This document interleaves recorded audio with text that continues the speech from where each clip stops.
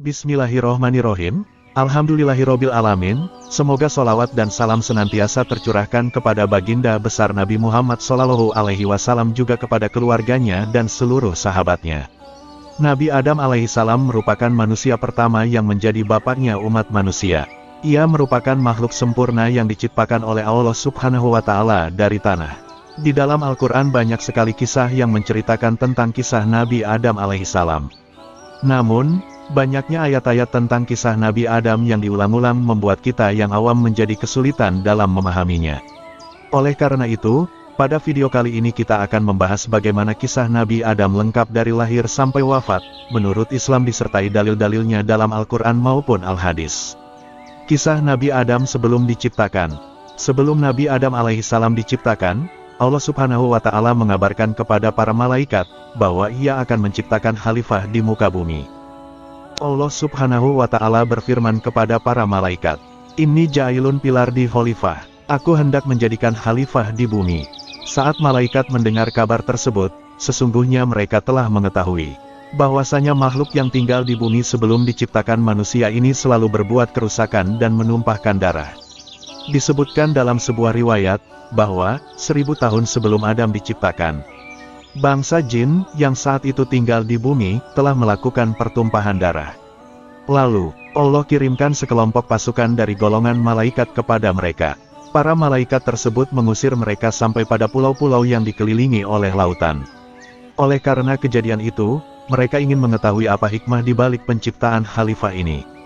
Para malaikat pun bertanya kepada Allah Subhanahu wa Ta'ala, "Atazalu fiha ma yufsidu fiha wa yasfiku dima, wa nahnu nusabbihu bihamdika wa nuqaddisu lak." Apakah engkau hendak menjadikan orang yang merusak dan menumpahkan darah di sana, sedangkan kami bertasbih memujimu dan menyucikan namamu? Maka Allah Subhanahu wa Ta'ala menjawab, "Ini a'lamu ma la ta'lamun." Sesungguhnya aku mengetahui apa yang tidak kamu ketahui. Dari jawaban Allah Subhanahu wa Ta'ala yang diutarakan kepada para malaikat ini menggambarkan bahwa Allah lebih tahu kemaslahatan dari diciptakannya Nabi Adam. Karena dari keturunan Nabi Adam akan lahir seorang yang menjadi para nabi dan rasul, para sidikin dan juga orang-orang soleh. Kisah Nabi Adam diciptakan oleh Allah. Nabi Adam alaihissalam diciptakan oleh Allah Subhanahu wa Ta'ala secara sempurna dan lengkap. Ia diciptakan dari tanah liat dengan tangannya, sebagaimana yang disebutkan dalam surat Sad ayat 71 dan 75. Setelah Allah sempurnakan bentuknya maka Allah meniupkan ruh ciptaannya kepada Nabi Adam alaihissalam. Disebutkan di dalam Al-Quran, "Isqala rabbuka lil malaikati inni khaliqum basyarom mingtin. Fa'iza sawaituhu wa nafathtu fihi min ruhi faka'u lahu sajidin." Ingatlah ketika Tuhanmu berfirman kepada malaikat, "Sesungguhnya aku akan menciptakan manusia dari tanah, apabila aku telah menyempurnakan penciptaannya dan meniupkan ruh ciptaanku ke dalamnya, tunduklah kamu kepadanya dalam keadaan bersujud." Saat ayat 71-72. Saat Allah menciptakan Nabi Adam, Allah telah menjadikan Nabi Adam sebagai orang yang sudah berakal dan mampu berbicara, sehingga Nabi Adam mampu memahami perkataan dan mampu menjawab perkataan tersebut dengan benar. Dikisahkan di dalam hadits At-Tirmidzi bahwa ketika ditiupkan ruh kepada Adam maka Adam pun bersin dan berkata, "Alhamdulillah." Pergilah kepada para malaikat itu, dan katakanlah kepada mereka yang sedang duduk, "Assalamualaikum." Maka Adam pun menuju para malaikat itu dan berkata, "Assalamualaikum." Para malaikat menjawab dengan jawaban yang lebih lengkap, "Waalaikumsalam warahmatullah." Kemudian Nabi Adam kembali kepada Tuhannya. Lalu Tuhannya berkata, "Ini adalah salam penghormatanmu dan keturunanmu." Lalu Allah berfirman kepada Adam, sementara kedua tangannya mengepal, "Pilihlah salah satu dari keduanya yang kamu kehendaki." Adam menjawab, "Aku memilih tangan kanan Tuhanku dan kedua tangan Tuhanku adalah kanan yang diberkahi." Kisah Nabi Adam dan para malaikat. Setelah Allah Subhanahu wa Ta'ala menciptakan Nabi Adam secara sempurna, maka Allah Subhanahu wa Ta'ala mengajarkan kepada Nabi Adam semua nama benda. Dikisahkan di dalam Al-Quran, "Wa alama Adamal asma'a kullaha." Dia mengajarkan kepada Adam nama-nama benda seluruhnya. Menurut Ibnu Abbas, nama-nama yang Allah ajarkan kepada Nabi Adam adalah semua nama-nama zat beserta gerakannya baik yang kecil maupun yang besar. Semua nama-nama ini Allah ajarkan kepada Nabi Adam sebagai bekal untuk menjadi khalifah di bumi. Setelah Adam menguasai semua nama-nama yang Allah ajarkan, Selanjutnya Allah hendak memperlihatkan kemampuan Nabi Adam kepada para malaikat sebagai salah satu jawaban atas pertanyaan mereka sebelumnya. Maka Allah Subhanahu wa Ta'ala menunjukkan Adam di hadapan para malaikat dan berfirman kepada mereka, "Ambiuni biasmai, haulai in kuntum shodiqin." Sebutkan kepadaku nama-nama benda ini jika kamu benar. Maka para malaikat menjawab, "Subhanaka la ilma lana illa ma 'allamtana innaka antal alimul hakim." Maha suci Engkau, tidak ada pengetahuan bagi kami, selain yang telah Engkau ajarkan kepada kami. Sesungguhnya Engkaulah yang maha mengetahui lagi maha bijaksana. Menurut Hasan Al-Basri, ketika Allah hendak menciptakan Nabi Adam, para malaikat menyangka bahwa Allah tidak akan menciptakan makhluk, melainkan para malaikat lebih mengetahui daripada makhluk tersebut. Ternyata ketika malaikat itu diuji untuk menyebutkan nama-nama benda yang Allah tunjukkan kepada mereka, mereka tidak mampu melakukannya karena Allah tidak pernah mengajarkan nama-nama itu kepada mereka. Lalu, Allah pun berfirman kepada Nabi Adam, "Ya Adamu ambihum biasmaihim." Wahai Adam, beritahukanlah kepada mereka nama-nama benda itu. Nabi Adam pun mulai menyebutkan nama-nama benda itu satu persatu sesuai dengan apa yang Allah ajarkan kepadanya. Ketika Nabi Adam menyebutkan nama-nama benda tersebut, maka Allah berfirman kepada para malaikat, "Alam aqul lakum ini alamu ghaibas samawati wal ardi, wa alamu ma tubduna wa ma kuntum tahtumun." Bukankah telah kukatakan kepadamu bahwa aku mengetahui rahasia langit dan bumi, dan aku mengetahui apa yang kamu nyatakan dan apa yang selalu kamu sembunyikan. Perintah Allah untuk sujud kepada Adam. Allah Subhanahu wa Ta'ala memberikan banyak kemuliaan kepada Nabi Adam alaihissalam. Ia diciptakan dengan tangannya, ditiupkan ruh ciptaannya kepadanya, dan juga diajarkan oleh Allah tentang segala sesuatu. Kemuliaan berikutnya yang Allah berikan kepada Nabi Adam adalah diperintahkannya para malaikat untuk memberikan sujud penghormatan kepada Nabi Adam alaihissalam.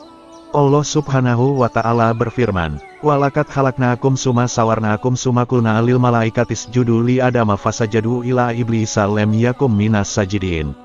Dan sungguh, kami telah menciptakan kamu, kemudian membentuk tubuhmu, kemudian kami berfirman kepada para malaikat, "Bersujudlah kamu kepada Adam," maka mereka pun sujud kecuali iblis. Iya, iblis tidak termasuk mereka yang bersujud. Al-A'raf ayat 11. Saat Allah perintahkan kepada para malaikat untuk sujud kepada Adam, mereka semua pun sujud. Namun, ada satu di antara mereka yang tidak mau sujud kepada Nabi Adam. Karena sombong, yaitu iblis.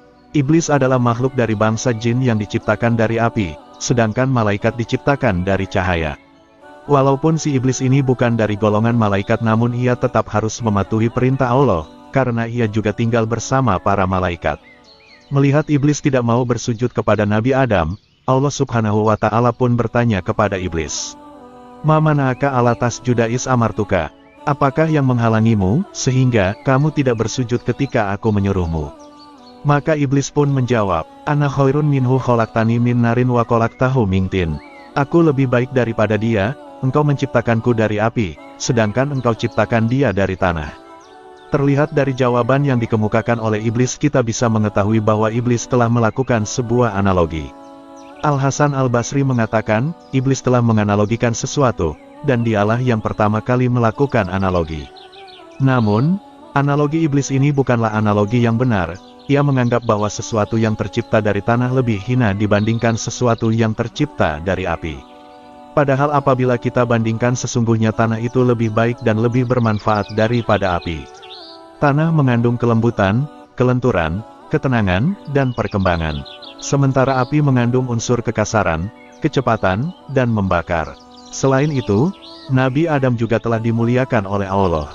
Oleh karena itulah Allah Subhanahu wa Ta'ala memerintahkan kepada para malaikat untuk bersujud kepada Nabi Adam alaihissalam. Akhirnya, Allah Subhanahu wa Ta'ala mengusir iblis dari surga dan melaknatnya hingga hari kiamat.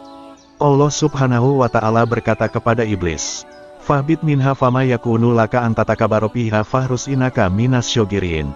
Turunlah kamu darinya, surga, karena kamu tidak sepatutnya menyombongkan diri di dalamnya. Keluarlah, sesungguhnya kamu termasuk makhluk yang hina. Al-A'raf ayat 13. Dalam ayat yang lain juga disebutkan, "Fahrus minha fainaka rozimu waina alaika lanata ila yaumidin." Keluarlah darinya, surga, karena sesungguhnya kamu terkutuk, sesungguhnya kamu terlaknat sampai hari kiamat. Al-Hijr ayat 34-35. Hukuman yang diterima oleh iblis bukan hanya semata-mata karena iblis merendahkan Nabi Adam. Akan tetapi juga disebabkan dia membangkang terhadap perintah Allah. Dari kisah ini sesungguhnya kita belajar bahwa ketika hendak melaksanakan suatu perintah, maka bukan perintahnya yang kita lihat, akan tetapi yang kita lihat adalah siapa yang memberikan perintah. Sumpah iblis kepada Allah Subhanahu wa Ta'ala.